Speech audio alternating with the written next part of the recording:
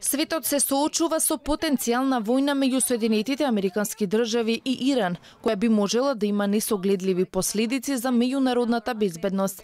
Американскиот претседател Доналд Трамп синоќа одобри напад врз Иран поради соборувањето на американското беспилотно летало над Персискиот залив, но по неколку часа го откажа нападот.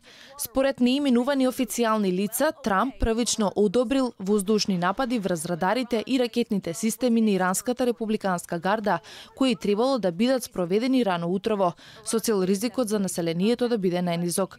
Официјалниот представник за Нью Йорк Таймс изјави дека авионите биле во воздух, а бродовите биле на позиции, кога пристигнала наредбата за повлекување од нападот. Трамп уште претходно најави дека Иран ќе плати голема цена за уривањето на американското летало, но со оградување дека можеби тоа било персонална грешка, а не одлука на иранскиот државен врв. Иран направи голема грешка. Според мене тоа не бил намерен чекор. Поверојатно е дека некој прилично глупав донел таква одлука. Иранските власти соопштија дека Трамп со посредство на Оман им испратил порака дека сака преговори, а не војна и побарал итен одговор.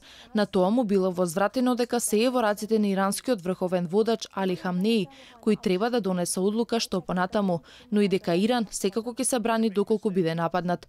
Во меѓувреме, рускиот заменик министер за надворешни работи Сергеј Рабјаков упати апел до Вашингтон да размисли во врска со нападот врз Иран и да ги согледа сите последици од отворен судир со Исламската република.